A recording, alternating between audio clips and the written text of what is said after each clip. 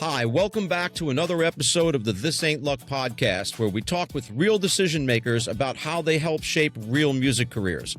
Today's guest is someone who has quietly influenced how we experience music, not just how we listen to it, but how we feel it. He's worked at Viacom and helped launch billion-dollar products like the MTV games. He's also played a key role in pop culture products like Guitar Hero and Rock Band. Today, he is the Vice President of Global Music Supervision for Peloton Interactive. And I think we can safely say this is not where we listen to music, but we really experience music. He's Tony Calandra. Welcome to the show, Tony Calandra. I like to start off by jumping in the Wayback Machine and getting a little bit of history about how you get involved in music. And like we've spoke about before, I think we can tell there's some history hanging on the walls there. So we'll talk about how you get to where you are today and some of these interesting experiences about, helping promote and get people to listen to music. So thanks for being here with us. Thank you, Brandon. Thank you, guys. It's a pleasure for me to join. And it's always good to be in the company of music fans. That's where I always feel most comfortable. So I think...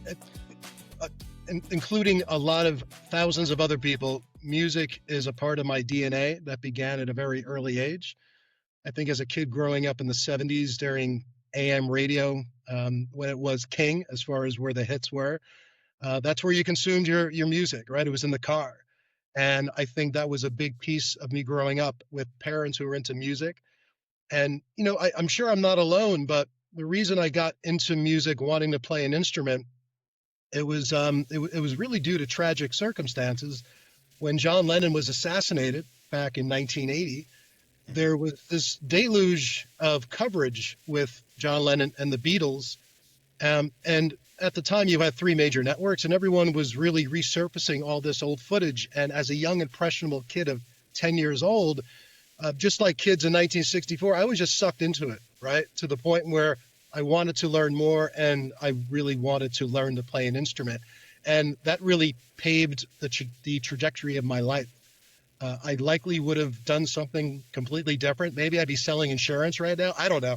But, just like other sometimes unfortunate events, it inspires others to do something they maybe wouldn't have done.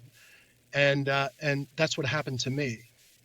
So there began my journey with music. And even though in college I was a TV and radio major, music was always in like the centrifuge of what I wanted to do. And lo and behold, I was able to get an internship at MTV at a time when there was nothing more important in pop than MTV. And it's not even debatable. This was and I arrived at a pivotal time in the fall of '91. Right when like hair metal was kind of phasing out, and this group called Nirvana came on and really changed the landscape of music. And I was in the eye of the hurricane in a bit. So that really gave me the opportunity to work for a company that was built around music, but allowed me to do so many other things. Hello all, this is David Massey. I am CEO of Outreach Productions, and I'm a composer for TV and film for TuneEdge Sync Company. I'm here to speak to you about Artist Portal Premium Membership. There's many benefits to being a premium member. One would be submissions.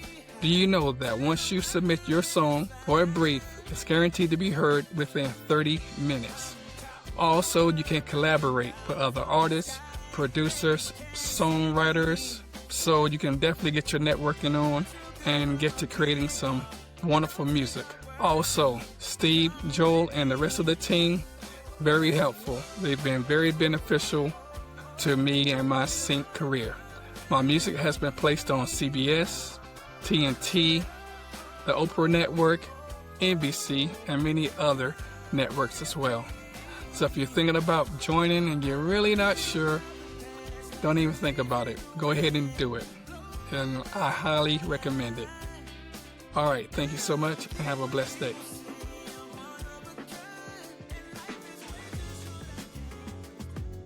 And so were you initially, after learning to play, did you join a band and form a group?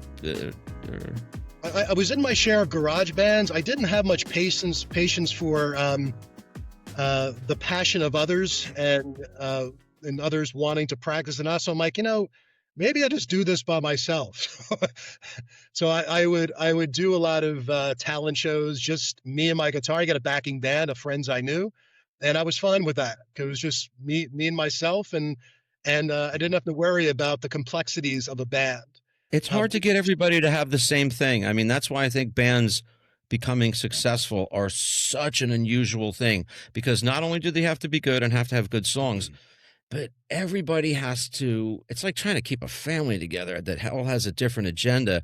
Who doesn't want to show up? Who really wants to show up? Who thinks it's just it's funny that you said that, is I had a very similar experience, except I bought a drum machine and started writing music and taping it at home and stuff, because it just got to be really hard to get, guys like, well, my mother's having a barbecue this weekend and I can't come to practice. And, I kind of got the same thing going there. It never got to the point where I was saying to myself, I want to have a career as a musician, because I just realized how difficult that was. Right. So I chose to have a career in production, in television production. So tell me what happens when you get to you arrive at MTV and the place is on fire. Yeah. And you're this young guy there. What's that all about? What's that like? It's got to be so awesome. It's hard to explain, because I was this 22-year-old kid coming in and working, having the opportunity to work in the studio where the VJs were recording. And one minute I was talking with Vanilla Ice, the next minute it was Marky Mark, and then it was Keith Richards. It was like, it was just got a potpourri of just superstardom at that time. Yeah. And it was magical. And even at that time, I was like, am I really doing this? So right. With anything else, you get accustomed to it. You realize there are people like you. But there was just something very special about that time, not only at MTV, but in music. You had the launch of hip hop and rap music as a mainstream part of music, right? And Yo MTV Raps was a big part of that. But what's the first year for the rap music on? Isn't it the song that they did with Aerosmith, Walk This Way? Yeah. Right? And that's like the game changer, right? Yeah, I think that was a very smart decision by Run DMC management, but where like we need to get to suburban kids, right? Right. And a way that worked seamlessly. And I think that did pave the way for young hip hop artists to be inspired. And, there was a producer named Ted Demme at MTV who came up with the idea for Yo MTV Raps. It was a very radical idea. Not many people were doing it. And it wound up being an important cog in the success of MTV and really the success of hip hop music. Yeah. So when I got there, it was everything from, you had your Mariah Carey, you had your Paula Abdul, but then you also had Public Enemy, and then you had Nirvana, and you still had these legacy acts like the Stones or Bowie that were still very much part of the conversation. It's such a great mix. The mix is just like so eclectic, right? When you say those names all together and they were all being in this thing at the same time, I don't know if radio can really be like that much anymore. I don't see that much diversity, that kind of diversity that you're saying, when you talk about the Stones and Tom Petty and Run DMC, I think all you need to do, if you look at Billboard's top, say 100 albums from 91 to 94, you will see a cross section of so many different genres of music. It never stopped. It was really like a supersized time at a time when vinyl was certainly heading into CDs, but it was still a very physical music way. There was no downloading at all. It was all physical music, but it was special. And I think music videos at that time were an art form, and they started spending huge amount of money to produce these. They don't do it anymore. But it was a way for an artist to really, and some of them didn't like it, but others took advantage of it to say, this is how I can interpret what I meant with this song in a way that is enjoyable from a passive POV. Were you You know, sad, Tony? Sorry, B, but Go ahead. were you? I was just thinking of the closing of the doors of MTV this year or this past year. Were you a little bit well, sad about that, or how did you feel? I think Tom Freston put it well. Tom was our founding president. And he said it was like watching your old high school burn down, right? No, And that's Oh, kind of how I jeez. felt. Um, yeah, I mean, that had been an evolution for many years where when MTV needed to become a viable cable channel, and when I say viable, needed to sustain ratings and bring in revenue, music videos are not going to do that. So they had to go to a long form programming tactic, which worked. And majority was reality programming. Right. It got to a point where music became less and less important, and I get it. But it did lose, it lost its shine a bit. And MTV, I think once digital became YouTube and places where you could consume music videos elsewhere, there was no urgency for you to be watching MTV. There was a time as a kid, you got home from school, you had to watch Total Request Live. yeah. That was your entryway into what is cool in life. You just hit on the head. Absolutely. Get home from school. I remember that getting home from school. It was like first thing, boom, that goes right on. It was just like that was basically our TikTok. Top of the heap for pop culture, for sure. I mean, Absolutely. like I guess, look, there's all the social media, but like sort of like TikTok or Instagram would be kind of the replacement for the promotion for the song now, I guess. Like for Well, that. I think you're right. I think when labels look at what is percolating, they're looking at the TikTok trends. And I get it. That's where their audience is gathering, and that's where they're consuming media. Whether it's crazy dog videos or it's an artist video or someone taking someone's song and doing something that's interesting. And I think too that like, because back in the MTV days, you had this infrastructure as an artist that might help there's people that are going to help you make the video. You're going to get on MTV and they're helping craft the plan with you. And it seems like a lot of the plan is left up to the individual artist now. Like you got to get yourself kind of famous on TikTok and get some stuff going on, and then they'll help you do that. But I think that there's this aspect where everyone was like, I want to be an independent artist and do it all myself. Kind of makes it a little bit harder because there's not so many people helping you, right? I mean, I kind of see that a little bit. Yeah, and I think the days of a label nurturing an artist and allowing them to fail several times is kind of over. And I understand that. Well, Bruce Springsteen was close to getting dropped before Born to Run came, right? Right. Sure, there's many other stories. Yeah. Where now it's either you have instant success or streams, or you can become a bit forgotten. And I think that's the biggest challenge for an artist right now, for sure. Yeah. So what happens after MTV? So, it kind of starts when in 2005, I was a co-founder of MTV Games, which was really built to take advantage not only of existing IP we had, but look for original IP.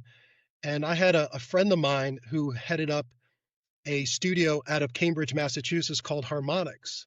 And they had been messing around with interactive music applications for, at the time, like a Mac. And they were trying to do more with that and try to make music an interactive medium.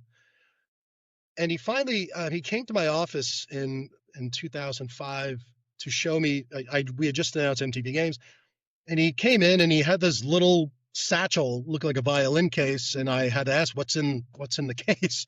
And he brings out this little plastic replica of a Gibson SG. He says, we're working on this prototype called Guitar Hero.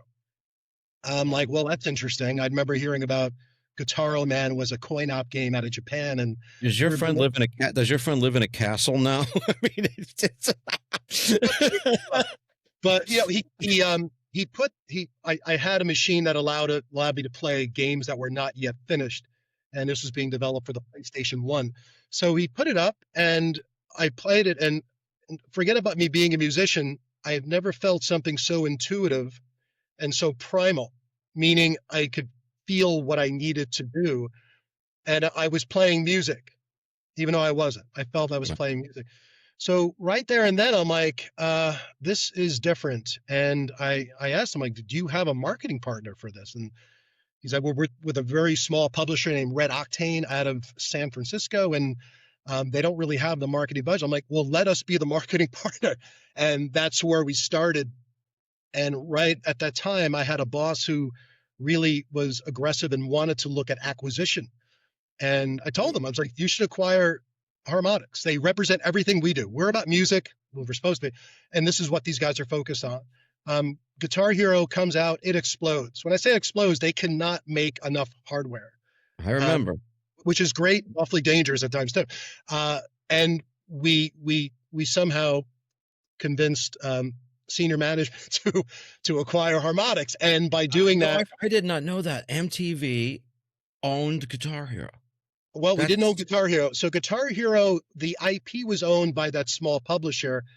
Activision came in and acquired that publisher. So they pretty much owned the IP.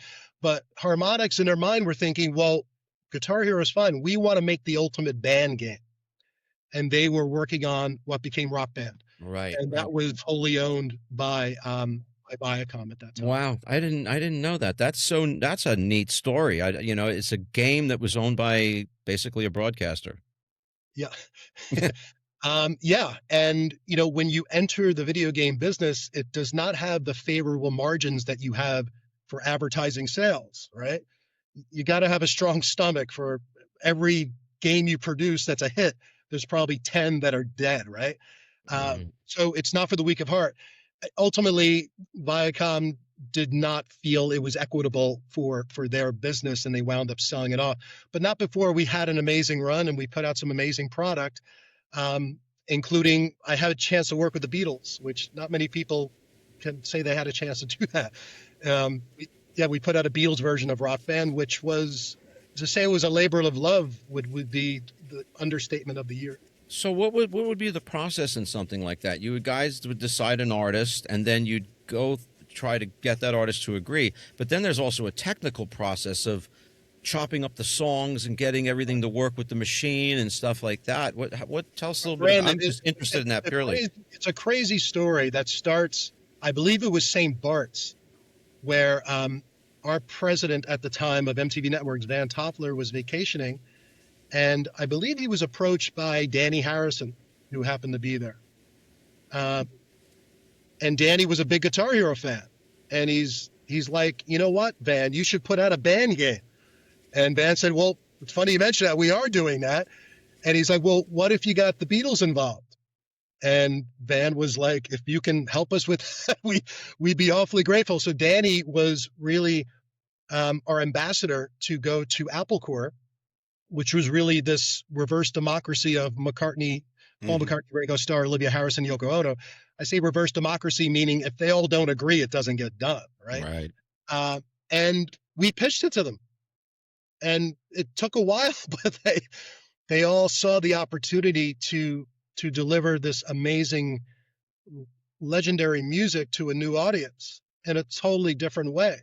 And there are parallels between this and about Peloton we'll go into a little bit, but they agreed to do it. And they not only agreed to do it, they allowed us to work directly with Abbey Road in looking at all those original master recordings that some of them were 2-track, 3-track, 1, 2, 4-track, bunch of 6-track. We were able to make them into stems. Oh my God. And your engineers had the masters, or a copy of the masters.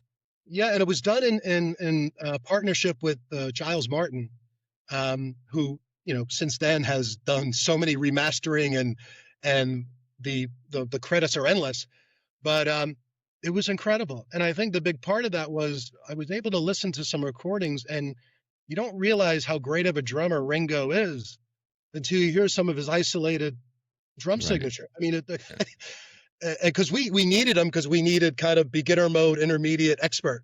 Right. And when you chose expert, you had to play like Ringo, and it ain't that easy. So that was kind of one of those, as a fan, like, oh my God. So it was an incredible experience that I will forever remember. And I got a chance to get in front of all those guys and try to sell them on the opportunity. And then, we'll fast forward a few years later, my boss, who was Paul DeGoyer, who had a very storied career in the music business. When I left Viacom, he called me and he's like, hey, I'm head of music at this company called Peloton. I need help. Would you consider would you consider coming in and helping out a bit? My first answer was I have no idea what Peloton is, but I'm there. I So tell you though, Tony, I can see why he's thinking that or why it's perfect because marrying the intellectual property with the machine is a thing. yeah, And you guys did it's I mean for all intents purposes it's a Guitar Hero that you ride. Right. yeah. I Right, mean, so that's you're like kind yeah, of a perfect match, right? you're clearly not controlling any of the music, but you are, Brandon, as you mentioned earlier, you are experiencing the music. Yeah. And just like with Rock Band Guitar Hero, I was not listening to music, I was processing and experiencing. Big difference. So I do think that, and I came at Peloton at a perfect time. It was kind of this tropical storm turning into this quasi hurricane, and I was coming from a media company and stepping into a company that was a technology company. It was a media company, had their own network. It was apparel. Um, there was a music part of it. It was this incredible wagon wheel, which I had never seen before. So it was many They ways a unicorn, did right? they absolutely understand the importance of the incorporating of all this great music into that device because it's what drives the workout? Yeah, well, they were smart to bring someone like Paul on board, who just has an incredible acumen for music and the landscape of music. And listen, Peloton is a fitness first platform. You're going there for fitness and wellness. Yeah, music is, of course, driving you through that, but you're not coming to Peloton for music, coming for fitness. And we want to, just like we want to have the best instructors, we want to make sure everything that's being a part of this experience is everything you would want, right? And Right. I think that's where we look at music differently than, say, DSPs, where they have no choice but to commoditize music because there's so much. They're getting at 100, 150,000 tracks a day. We don't really commoditize it. I think we treat it with intent. So I think any track that you hear within a class is there for a reason, and Okay, that to me that's special. speaking of for a reason, I don't my girlfriend has the Peloton and we work out at the same time in the gym and I hear her stuff coming out of there and the mixes are awesome. Um, I'm wondering, is that is that calculated? Are you guys calculating those lists where you go to someone who might be doing a ride class and saying, man, these are the right songs. You're going to be doing the 70s flashback remix. These are the ones that we know test well in that, or is it up to them? How does that work for It's a good the question. So I have a team of 10 music supervisors that are there to support the 55 plus instructors we have. We don't prescribe what they program. They are their own curator. They are their own program director. They are looking at their class plan, whether it's a fitness driven class or maybe it's a 60s class or a hip hop class, and they're putting together what is going to work within their class plan, meaning from whether it's on a bike from pedal down to going up a hill to flat road to descending recovery, and they're matching it with music that is going to complement their class plan. And they're fans, they're music fans, so they're going to go for music that they love, which I think is another special. That it's not being delivered to you by just mailing it in. They're doing it because they do have a love and they have fandom for that music. Okay, so let me ask you a question, and this one's going to be a little selfish for artists that we have here. Now, I do hear while she's working out, um, where I mean, a lot of the music has to have tempo and it's got to be workout music. So a lot of it, not all of it, but a lot of it. Um, and familiarity is a thing. You want to have familiar tracks, right? But I do hear new versions of old songs made for on the floor and more dance. Is that something that if we had artists in our system say, guys, and I don't mean necessarily remixes, I guess they could do a remix or a hybrid version, which is another question. I mean, if you do a hybrid version where you use the vocals from a track and then you rebuild it and we cut a deal with the record company and the publisher, is that something you can play? Basically, what I'm getting at is the probably because of the popularity contest with um, the instructors. What I mean by that, popularity for the music they like, the ones that excite them. Do they get excited and do they use recreated, reimagined versions of maybe, someone has got a Fleetwood Mac song that they redo themselves as a four on the floor version that someone there can pick up and maybe use that in their workout. So you get the familiarity of the song, but you also get the hype for the workout. Yeah, it's That a a thing good at all? question. Yeah.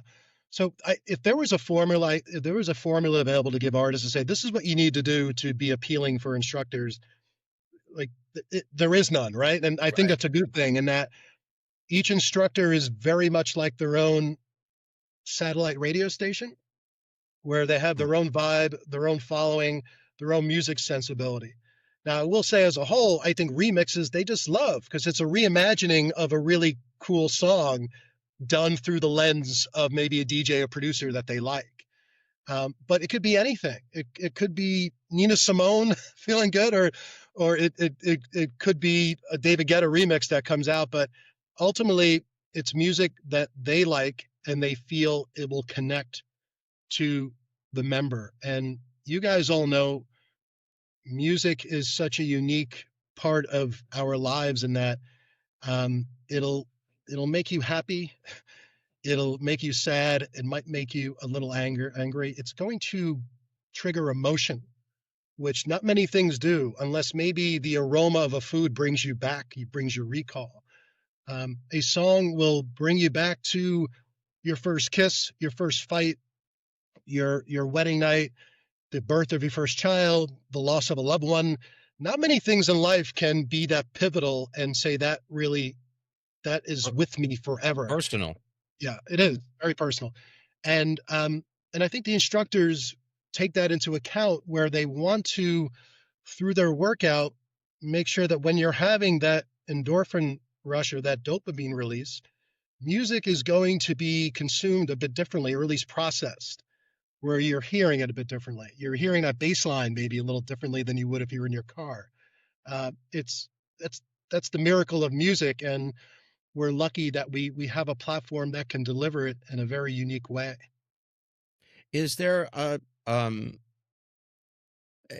again, a lot of it is familiar stuff, but is there any way through the platform that there is introduction to new artists and new music for Yeah. the instructors, or like, in other words, again, being selfish,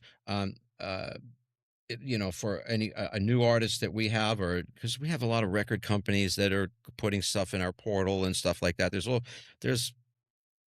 almost 7,000 entities in our portal now that have music, and they range all over the road. Um, but is there a place where, we could submit to you to say, here's a new dance artist? Is this something that could be exposed to people to see if they like it? Or do we have to just hope that they discover it on Spotify and then ask you if they're allowed to use that, and then you figure out if they can put that in your system? Is that? Yeah, so we do have theme classes that are built around new music. We have flat out new music classes that are labeled as such. We also have a series called Rising, which is really the rising artist, and it's whether it's rising rock, rising country, rising hip hop. It's a chance for members to, through the lens of instructor who they entrust, and I say that they do gravitate towards instructors who embody the same taste they do I musically. know. I watched my girlfriend do it. I mean, she's got ones like, if she can't find the one she's want, she's like, yeah. It's completely natural. So our music supervision team, they do curate playlists on a weekly basis of new music coming in. Now we can't put everything, but at least we can filter it based upon has a cool vibe. We know that this instructor will like that, and we can showcase it to them. And it's up to them ultimately what they choose. But some are a bit more in tune with like being an influencer or tastemaker than others. And some have a deeper music sensibility than others, but they're all fans. And I think all of them do have that favorite new artist that is the next Chappell Roan, right? Or it's the next Alex Warren, or insert name there. So yeah, it's a big part of it. You're right. Familiarity, I think we're all guilty of that. We gravitate towards what's familiar, whether it's looking for something on demand or it's looking through a music library.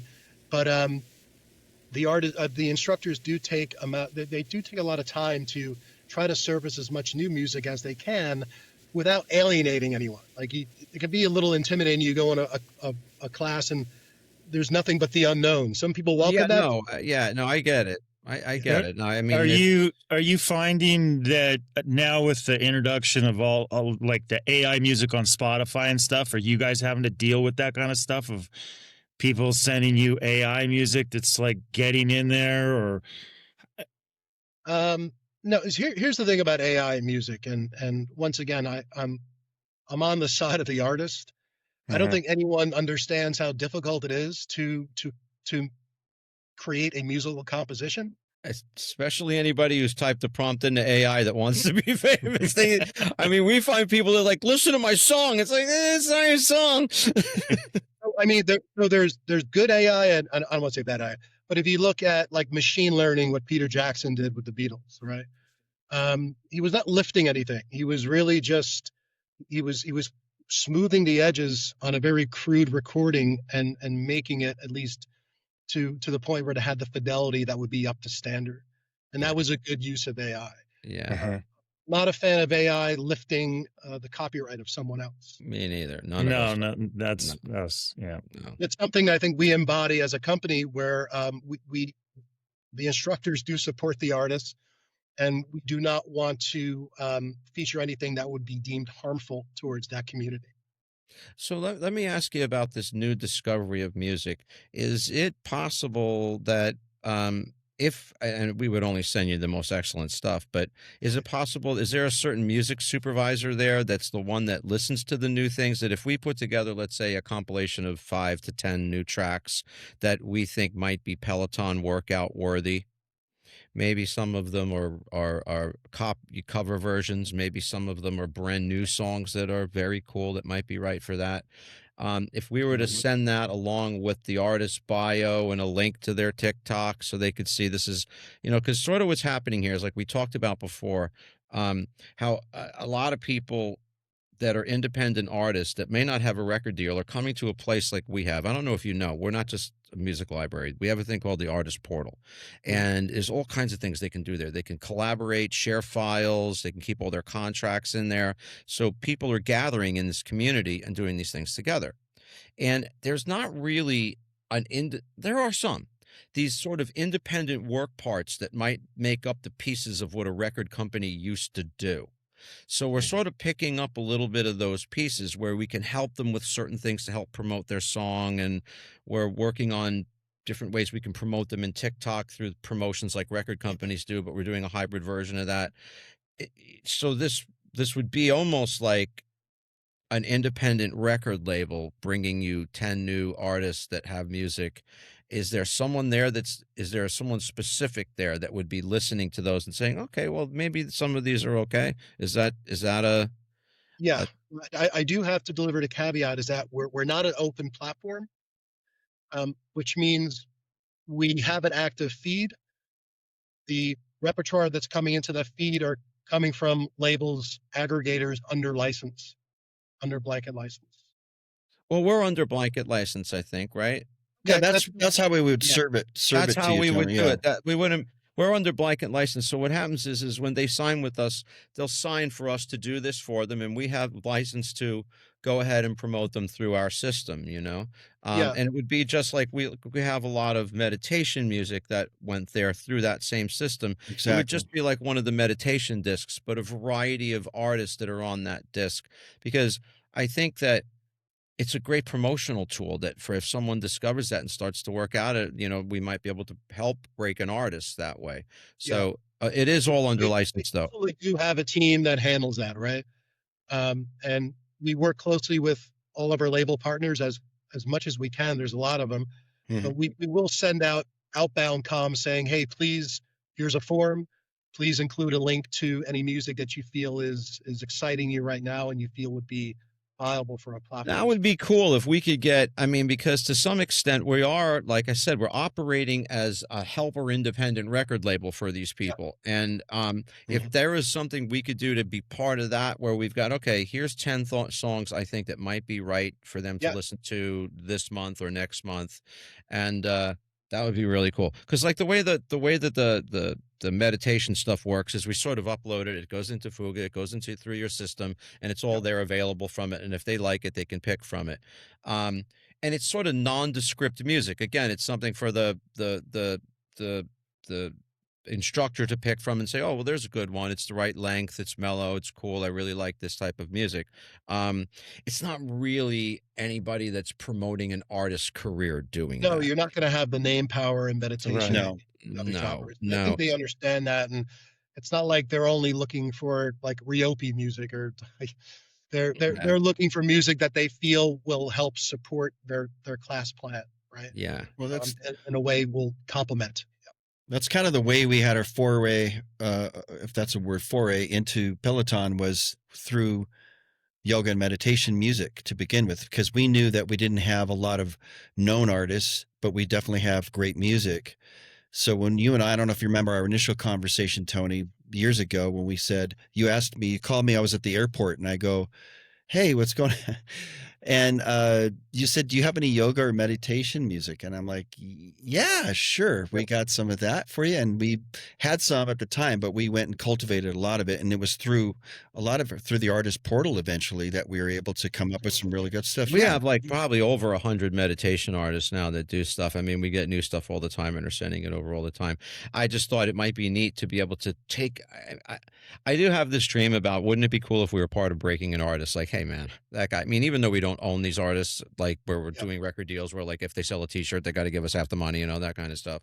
But it would be neat if we could be part of doing that. Same for the sort of the same reason why when we do sync deals and get them in shows and I was going to say that and stuff like that, it's just a similar idea. A lot of our artists, Tony, have placements in film and TV as well, and it's neat. And they're always asking for the music supervisor for those shows and those films are asking for their credits and their their artists, because they realize they're independent. They're independent artists, and they're promoting them. Yeah. I think the other feature that we have that maybe you've noticed when you've seen the classes, if you're in a class, anytime a song is playing, the upper left-hand corner, you will see the album art that's being delivered, the artist, the name of the track, and there's a heart there, right? And the heart is empty. No one likes to see an empty heart. So if you do hit that heart, you love that track. And that does one of two things. One is, well, we know the music that you like, and we can serve up other classes that have similar music. But more importantly, we give you the chance when you register, you're on the app or on the bike or the tread, whichever, you can register your Spotify or Apple Music account.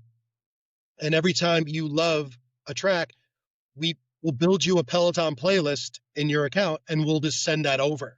Nice. So it's a great way to discover and rediscover.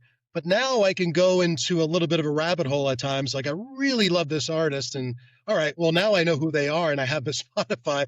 I'm just going to look at their collective works. So you're saying for a user, so like, I didn't know my girlfriend could do that. So as a user, you can connect your Spotify account to your Peloton account, and then it will look at the songs that you like in your Spotify account, and then use data to say, here's workouts that would have songs like that in it. Yeah, that's brilliant. It's a way to just kind of customize suggestions, right? Based upon your habits, right? So it's like how Spotify works with suggested artists and related and all that stuff. Just as you said that, I had a question here about data and stuff, and I was like, oh no, that's bullshit. I'm not going to ask that. And now as you're saying it, it's like, we use the data. Yeah, that's really, really neat. What we do, so that is the one piece of data we have that shows the member made a choice to say, I like this, right? We have ratings at the end of the class. You can give 1 to 5 on the, how tough the workout was, the playlist, blah, blah, blah. But I made a choice to say, I like this song. So we're always looking at trends, like what is getting a lot of favorable likes. And we also see it, we have this one program series called simply the Artist Series. And you celebrate the work of an artist throughout the entirety of a class. It's fun to watch the multiplier of how their track love data is impacted by that, because now you have 9 of their songs in the class as opposed to 1. And it's fandom. So I'm into it. I love this artist and I'm liking every song and I'm hitting it, right? So that's something we tend to look at. And we also just finished our countdown of 2025, where it's our top 50 countdown. It's not just the year of songs in 25, it's a combination of the most programmed songs by the instructors and the most loved songs by the members. So it's kind of Is that like a huge part of your job, reviewing all this data? Well, I love the idea of a countdown. I used to work with American Top 40 for like 15. Everyone loves a years. countdown. And the whole idea of a countdown is just especially at the end of the year, these are the most popular things. It's just neat, right? So is that a lot of like, did you come up with the countdown idea? How does that, like, how are you guys, like, you're looking at this data? Are you reviewing this data like on a weekly basis and saying, wait a minute, what about if we did this and that and the other thing? You know what I mean? Is that kind of... The countdown idea came about 5 years ago from one of our producers on the content team, just trying to find a way to put a stamp on the year, but in a very Peloton way. So as opposed to just doing like a Billboard Top 100 or Spotify, it's like, well, what would be our countdown? And because our members are so interactive, meaning they love track, it's like, well, what if we did have a countdown that was community driven and it was about songs instructors love, or like they programmed frequently, and then songs that the members loved, and together, so you could hear, you can easily hear a Bad Bunny track, but then there's a Bee Gees track after that, right? So it's but it's sort of almost like combining the airplay with the sales, to make a chart, kind of like the same sort of thing, right? Yeah, but it's fun. But it is data. That is the track love data is something I look at quite often. I mean, I oversee the reporting part of our business too, to our label, so I'm always cognizant of who is getting more streams than others, and the trends are not very much different than what you see on streaming services. The big artists are going to be big on our platform. Whoever's leading hip hop, whether it's Beyonce or Drake or whomever, they're likely going to be quite popular on the platform as well. Let me ask you, where do you see? I mean, we'll just exit off Peloton. Maybe it is part of Peloton. Where do you see all this stuff going? I mean, what do you see as the next things in music? Where do you, if you were, how like when you were sitting at MTV and your friend showed you the guitar, has anybody walked in with a guitar lately that you can, you know what I mean? Like, is there something like that in your life that you see as, I just got to peek around the corner and this is what I think? Is something like anything like that? Well, I mean, what I can tell you is it is becoming, I think, harder and harder for an artist to really break that bubble and become big, right? And I'm a huge rock fan. Like, without rock music, my life would have a crater hole in it. And I feel as a genre and where music is today, rock has very much become a cult genre. It's not supported, except for touring. Touring will always, that will be an option for that artist, but there's no platform for a rock artist right now, because if you go on Spotify, it's going to be dominated by pop, dance, and hip hop, and probably country more than rock. So I probably have more concerns, Brandon, than epiphanies as to what it's going to be like. I don't know who are the next Foo Fighters. Yeah, I know that. I heard someone talking about this the other day. And I'm like a big Guitar Center guy. I mean, I've been going in the Guitar Center forever and just standing there and looking. To me, it's like the candy store for me. I could still buy a lot of the guitars, but I just look at them and go, oh, God, I wish I had them all. And they were saying something about, I forgot who was saying this, but something about like, and not to say Guitar Hero like the game, but, when we were young, there was the Guitar Hero. Jimmy Page is a Guitar Hero, right? Yeah. And that Guitar Hero has kind of been replaced by the DJ, the mixer guy, you know what I mean? The techno guy, right? So the guy with a who is inspiring Johnny or little Sally to pick up a guitar? Yeah. Right. I don't know. So I'd say fortunately, if I'm an artist, I do have the opportunity for other platforms to get my music out to. whether that's a SoundCloud or whether it's a TikTok, or like an artist can really go beyond the fold, beyond the traditional ways that were in years past, right? So that's why you do have TikTok artists now, right? As crazy as that is, it's such a crazy business compared to what it was 20 years ago, right? Where touring now is much more of a net, that's the primary income of an artist these days, and the single is a marketing tactic to get you to see them, right? It used to be the opposite way, right? It was like you would tour so you could sell product, or at least vinyl or CDs. Yeah. So the paradigm has changed a bit. If my son were to come to me and say, "I want to be a musician," I'd say, "Oof, buckle up. It's not that easy, and you have to have the drive, you have to have the passion, and you at least have to have the street smart to make sure that you just don't get sucked in the wrong direction, right?" I have a friend that's a lawyer whose son wants to be a musician, and he's a very successful lawyer, and they live in a really beautiful home, and the kid wants to be a musician, and he asked if he could come and talk with me about being a musician. And I was like, "Yeah, you sure you want me to tell him the reality of things? You sure?" Because, like you just said, I'd be like, "Oh, I don't know about that." And kind of, I guess my story to him was, okay, so you want to be a musician. What you really have to be is if you want to be a musician, number one, I believe you got to be really good at it. I don't want any of this AI stuff. You got to be a great musician. You better be singing and playing the guitar and playing the piano. You better be doing that. Maybe some dancing to do. But on top of all that, you have to basically be an influencer. Yeah. So if you can, right? Content creator. That's your record company.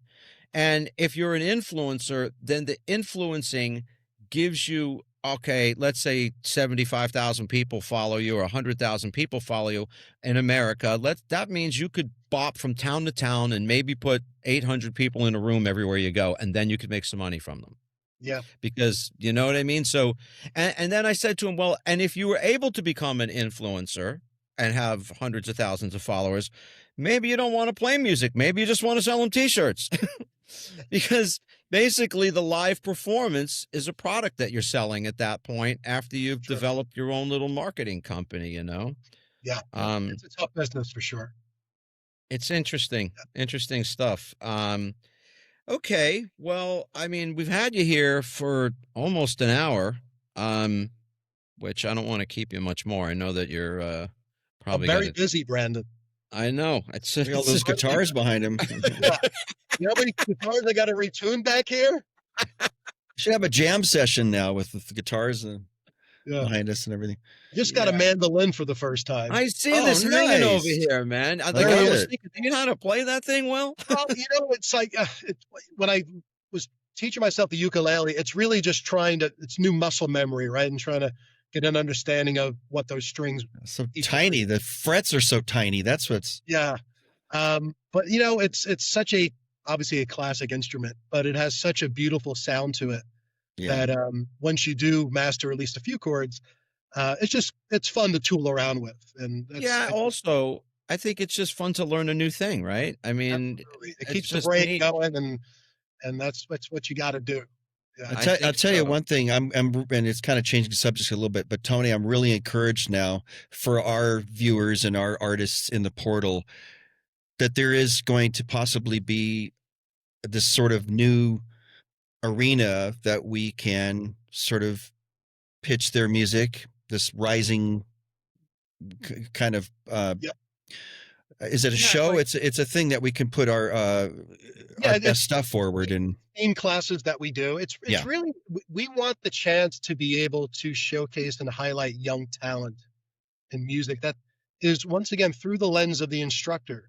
Mm-hmm. The instructor is the conductor in many ways, and each one, Alex Toussaint is going to have a much different music POV than Emma Lovewell, than Dennis Morton, and that's what I love about them. And the talent or musicians they're following now are all different, and that's the beauty of it. And I want to know what Alex likes on the hip hop side and what Dennis is thinking maybe on a young country artist. And sometimes they have their thumb on the pulse and they do see the next Zach Bryan or whomever, which that's what's great about music. It's ever fluid, and it's always going to change, and change is a good thing. And you're always going to see new, exciting, talented artists come to this hop. You know, Steve, maybe we'll do a little experiment.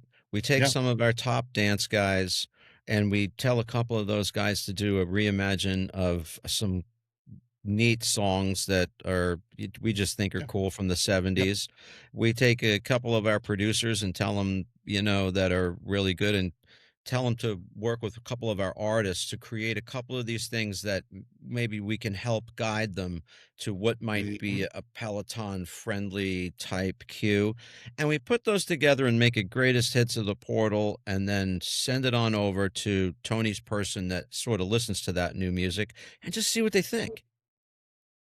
Yeah. Because that might be Will interesting. not hurt. Is that okay, Tony? I Absolutely. love it. Yeah, Okay, thanks. well, we're going to get back to work. You get back to work. No, I thank you think, for having me. Like I said, I always enjoy having a good old conversation with fellow music lovers, and you guys certainly fit that suit. Yeah, well, we really appreciate you being here. I mean, it's neat. You're a really warm, cool person, and you're kind of like, you just have a vibe you can tell you're a musician. You can tell you love music, and for us to talk about it, you could see, like, there's other interviews we've done with somebody that's just like a music supervisor that's really the paperwork person, and it's it's kind of like a little sterile, but like we're sort of maybe like some guys kicking around having a beer here talking about music, which is a nice experience to have, right, Steve? I mean, Yeah. Absolutely. it's really neat. Quite a treat for us. One thing I didn't say earlier is that, like, I'm very lucky. I get to work in the toy department at Peloton. I truly do, Yeah. because I'm showing up and working with something I truly love. And without it, I would be lost. Without it, I never would have had a true purpose, a grounding of my life on what to do. And I'm not alone. There are many, many, many others who I think have that same story and the same journey. And to be able to work in it is it's a blessing, and just to be around that much talent is incredible. So yeah, I'm very lucky. We're a little lucky too. We get to Yeah. do this music. I mean, the idea that we get to play with music every day, like even on days when I'm complaining a little bit, like, oh God, I'm like, what am I complaining about? You know what I mean? Like, Put in perspective. Yeah. yeah, I mean, look, this is my office. It's got guitars and music junk in it, and you got guitars, and he's got, it's just My wife and daughter are nurses, and I always joke around. I said, when we make mistakes, people die. But no, that's not the case. I get put in my place real quick. It's funny.